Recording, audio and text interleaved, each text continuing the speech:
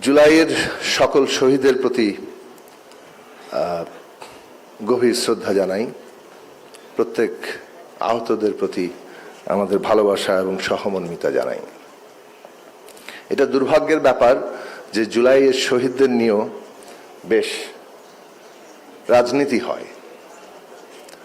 আমরা দেখেছি যে একই সময়ে যখন রংপুরে আবু সাঈদ দুই হাত প্রসারিত করে পুলিশের গুলি নিজের বুকে নিচ্ছেন, সেটা অত্যন্ত গুরুত্বপূর্ণ ঘটনা। এই কারণে যে ফ্যাসিবাদ সবসময় ভয় তৈরি করে, তার সবচেয়ে বড় অস্ত্র হচ্ছে ভয় সৃষ্টি করা, ত্রাস তৈরি করা এবং সবাইকে নিরস্ত্র করে দেওয়া মানসিকভাবে। এইটা ভেঙে দেওয়ার কাজটা খুব জরুরি ছিল।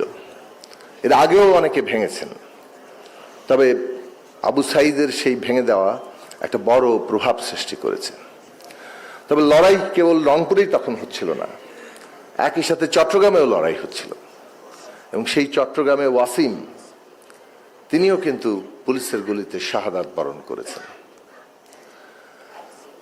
অনেক শহীদের আমরা ইতিহাস জেনেছি, তাদের জীবন কাহিনী শুনেছি, পত্রপত্রিকায় এসেছে, কিন্তু রাজনৈতিক দলের কর্মী হলে তাকে যেন একটু পিছিয়ে রাখার একটা চেষ্টা আমরা দেখেছি। ওয়াসিম অতটা উচ্চারিত নয়, কিংবা যখন ছাত্র ফেডারেশনের জুলফিকার শাকিলরা মারা যান, তারা অতটা সামনে আসেন না। ওই অনুপ্রেরণা সৃষ্টির জায়গা থেকে তাদেরকে যে তাদের জীবন যে আরো লড়াইয়ের মধ্য দিয়ে তৈরি হওয়া এবং একটা অঙ্গীকার নিয়ে সামনে আসা এবং সবাইকে জাগিয়ে তোলার যে চেষ্টা, সেটাকে কোনো না কোনোভাবে যেন দাবিয়ে রাখা হয়। এই যে শহীদদের নিয়ে রাজনীতি, এটা আছে বাংলাদেশে। জুলাই অভ্যুত্থানের পরে আমরা আরেকটা জিনিস দেখতে পাচ্ছি। জুলাইয়ের মধ্য দিয়ে যে সামনে প্রশ্নগুলো এসেছিল যে জাতীয় সার্বভৌমত্ব রক্ষা করতে হবে, একটা বৈষম্যহীন বাংলাদেশ তৈরি করতে হবে এবং বিদ্যমান যে ফ্যাসিস্ট রাজনৈতিক ব্যবস্থা, সেটা বদলে একটা গণতান্ত্রিক রাজনৈতিক ব্যবস্থা প্রতিষ্ঠা করতে হবে। কিন্তু এই যে প্রশ্নগুলো সামনে এসছে, যেন এটা আসমান থেকে পড়েছে, এইটা হঠাৎ করে নাজেল হয়েছে, এর যেন কোনো প্রেক্ষাপট নাই। আমরা যদি পেছনের দিকে একটু তাকাই, এটার মধ্য দিয়ে আগের পুরো লড়াইটাকে অস্বীকার করে ফেলা হয়। এই যে গুম খুন হয়েছে, ইলিয়াস আলী থেকে শুরু করে ওই যে সাজিদুল হক, আমাদের কত মানুষ, 700-800 রাজনৈতিক কর্মী একেবারে গুম করে দেওয়া হলো, হাজার হাজার কর্মীর পায়ে গুলি করা হয়েছে, পুলিশি নির্যাতনের মোকাবেলা করেছে এবং রাজপথে তাদেরকে হত্যা করা হয়েছে। এইটা কেবল শহরের মধ্যে নয়, আমি বাঞ্ছারামপুর উপজেলা, সেই ব্রাহ্মণবাড়িয়া জেলার, সেইখানেও ছাত্র দলের নেতা নয়ন মিয়া একটা সমাবেশ থেকে তাকে গুলি করে পুলিশ হত্যা করে। এটা উপজেলা পর্যন্ত ছড়িয়েছে। এই যে বিরাট সংগ্রাম, দীর্ঘকালের সংগ্রাম, যার মধ্যে ধীরে ধীরে রাজনৈতিক প্রশ্নটা সামনে এসছে। বাংলাদেশে এই যে একটা সার্বভৌমত্ব রক্ষার প্রশ্ন, কারণ আমাদের বাংলাদেশের রাজনীতিতে বিদেশি হস্তক্ষেপ এবং তাদের স্বার্থে এখানকার সরকার নিজের ভোটবিহীন শাসন জারি রাখতে পুরো পায়রাবি করে যাচ্ছে। এইটার বিরুদ্ধে মানুষ খেপেছে, লড়াই করেছেন। মানুষ লড়াই করেছেন যে কিভাবে দেশকে বিভক্ত করা হচ্ছে, বিভাজন তৈরি করেছে, বিভেদ তৈরি করা হয়েছে এবং এক্সক্লুশন মানে বাদ দেওয়ার রাজনীতি, সেইটা করা হয়েছে। এবং এই বাদ দেওয়ার রাজনীতি করে, ভিলিফাই করে, সেই সময় যেভাবে পাকিস্তানিদের সাথে বিরোধী দলকে যুক্ত করে একটা হত্যা করার জায়েজ করা হয়েছিল, এই বিভক্তির রাজনীতির বিরুদ্ধে তো লড়াই করা হয়েছে। এবং সেখান থেকে কিন্তু বৈষম্যহীন বাংলাদেশের জায়গা এসেছিল যে প্রত্যেক নাগরিক এখানে নাগরিকের মর্যাদা পাবে, কেউ বাদ যাবেন না, কাউকে বাদ দেওয়ার সুযোগ থাকবে না। এবং এই যে রাষ্ট্র ব্যবস্থা, ক্ষমতার কাঠামো, এইটাকে যে পুরোপুরি পকেটে ভরে নেওয়া হয়েছিল এবং এইটা 18 সালের নির্বাচনের পরে একটা অভিজ্ঞতা হিসেবে সামনে আসলো যে আর একটি নির্বাচনও এই ব্যবস্থায় সুষ্ঠুভাবে সম্ভব হবে না, যার ফলে এই যুগপৎ আন্দোলনের জায়গা তৈরি হয়েছে। বিএনপির ২৭ দফা, সেই সময়ে বিএনপির অ্যাক্টিং চেয়ারম্যান জনাব তারেক রহমানের নেতৃত্বে 19শে ডিসেম্বর, এটা একটা খেয়াল রাখা দরকার, অনেকে এই তথ্যটা অনেক সময় খেয়াল রাখেন না। 2022 সালের 10ই ডিসেম্বর বিএনপি একটি সমাবেশ ডেকেছিল, সেই সমাবেশটি করতে দেওয়া হয় নাই। অনেক ধাক্কা ধাক্কি করে শেষ পর্যন্ত ওই যে গোলাপবাগে পাঠিয়ে দেওয়া হয়েছিল এবং সেইখানে বিএনপি 10 দফা দাবি উত্থাপন করেছিলেন। একই দিনে জামাত ইসলামে কিন্তু একটি সমাবেশ করেছিল এবং তারাও 10 দফা দাবি উত্থাপন করেছিলেন।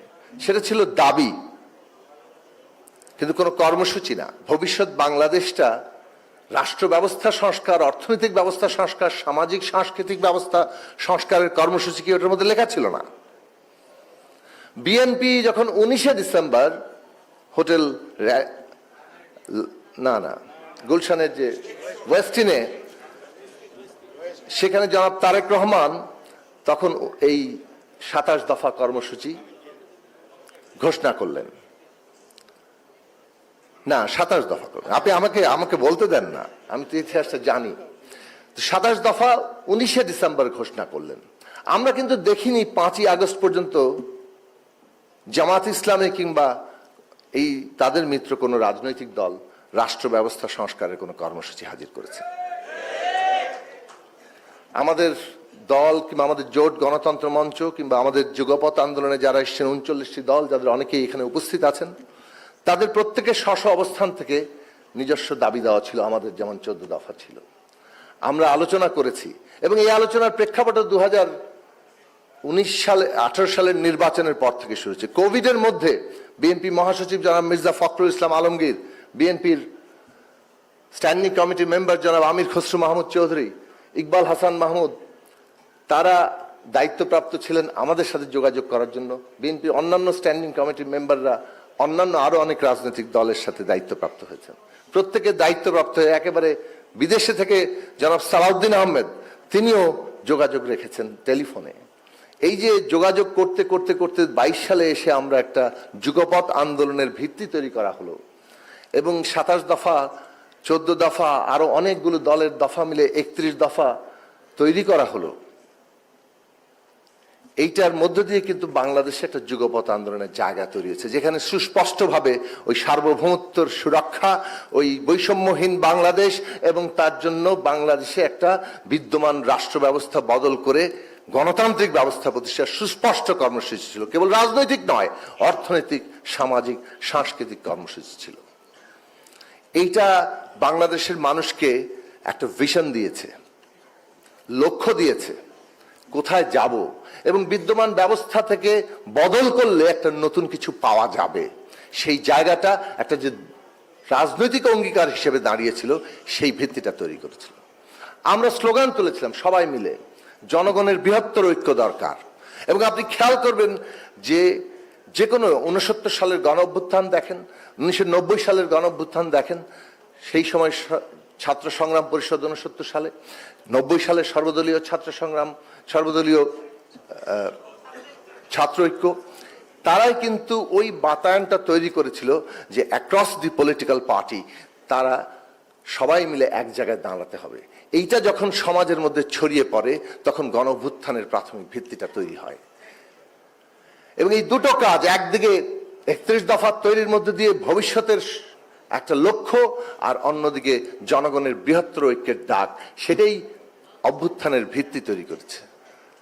সবসময় ছাত্ররা যখন নামে, যেহেতু ছাত্ররা আমাদের সন্তান তুল্য, তাদের উপর গুলি চললে মানুষকে এক সুতায় গেঁথে ফেলে এবং সেটা ঘটেছে যখন 16 তারিখে আবু সাইদ এবং ওয়াসিমদের হত্যা করা হয়েছে। কিন্তু সেই হত্যাকাণ্ড, যেমন আরো হাজারো মানুষকে হত্যা করা হয়েছে, সেটা আরো পেছনের অনেক রক্তের ধারাবাহিকতা। এই ধারাবাহিকতাকে যারা অস্বীকার করেন, যারা হঠাৎ করে বেশ নিজেদের রাজনৈতিক স্বার্থ রক্ষা করার জন্য অনেকটা বিরাট বিপ্লবী সেজে যান, তারা আসলে একটা সমাজের মধ্যে গণতান্ত্রিক সংগ্রাম কিভাবে পরিচালিত হয় সেইটাকে বাদ দিয়ে দিতে চেষ্টা করেন। আমরা জাতিবাদী ফ্যাসিবাদ দেখেছি, আমরা দেখতে পাচ্ছি একটা ধর্মীয় বয়ানের ফ্যাসিবাদের উত্থান। দুটো থেকেই আজকে বাংলাদেশকে রক্ষা করার জন্য আগেও যেমন লড়াই করতে হয়েছে, আমাদেরকে বর্তমানেও লড়তে হবে এবং আগামী দিনেও লড়তে হবে। এবং সেই জায়গায় যা বিএনপি যেমন 31 দফার উপর দাঁড়িয়েছিল, এখনো আছে, আমরা দাঁড়িয়েছিলাম, আমরা এখনো আছি। এবং আমরা সম্মিলিতভাবে বাংলাদেশে একটা গণতান্ত্রিক শক্তি, যারা আরো অধিকতর গণতান্ত্রিক সংগ্রামের মধ্য দিয়েই এই শক্তিগুলোকে মোকাবেলা করতে হবে। জাতিবাদী ফ্যাসিবাদীদের পুনরুত্থান আর এই ধর্মীয় বয়ানের ফ্যাসিবাদের কোনো নব উত্থান, এই সবকিছু আমাদের মোকাবেলা করা দরকার। এটা মোকাবেলার করার পথ আজকের প্রধানমন্ত্রী ভালোভাবে নিয়েছেন, সেই জন্য তিনি ধন্যবাদ পাওয়ার যোগ্য। ওনারা জুলাইয়ের ক্রেডিট নিয়ে ব্যস্ত, আর এইখানে বর্তমান সরকার ব্যস্ত হচ্ছে জুলাইয়ের আকাঙ্ক্ষা বাস্তবায়ন করার জন্য। এই দুইটার মধ্যে পার্থক্য আমাদেরকে টানতে হবে। এই পার্থক্য যদি আমরা ঠিক মতো টানতে পারি, তাহলে আজকে বাংলাদেশে জুলাইয়ের শহীদদের সত্যিকার সম্মান আমরা দিতে পারবো। কারণ তাদের লক্ষ্য ছিল এই বাংলাদেশে আর যাতে অপমান করা না হয়, রাষ্ট্র যাতে নাগরিকদের অপমান না করে। আমি শেষ করব এই কথা বলে যে রাজনীতির ইতিহাসে এমন এমন কাল আসে যখন অনেক উদ্ভট তৎপরতা রাজনীতির কেন্দ্রে চলে আসে, উত্তেজনার একটা দাপট আপাতত সময়ের জন্য দেখা যায়, এবং রাজনীতি তার সমস্ত ডিসেন্সি হারিয়ে একটা খুবই গালিগালাজপূর্ণ বিষয়বস্তুতে পরিণত হয়। দুর্ভাগ্যজনকভাবে আমরা কেবল বাংলাদেশি নয়, দুনিয়াব্যাপী এর একটা লক্ষণ দেখতে পাচ্ছি। উত্তেজনা সৃষ্টি করা, পানি ঘোলা করা এবং দ্রুত জনপ্রিয়তা অর্জনের জন্য এমন একটা পরিস্থিতি সৃষ্টি করা, উস্কানি দিতে দিতে যে আমাকে মারো, আমাকে মারলেই আমরা জনগণের সেই কি বলে সিম্প্যাথিটা লাভ করতে পারব। আশা করি আমরা সেই ফাঁদে পা দেব না। আজকে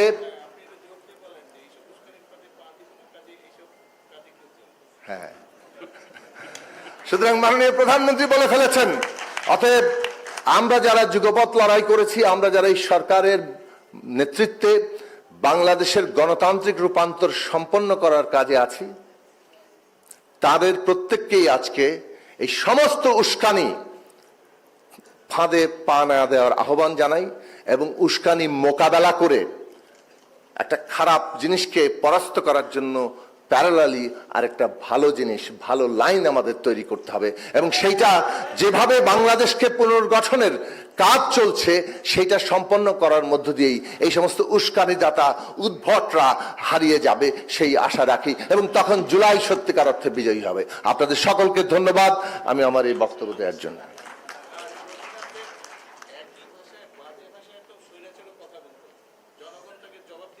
জি,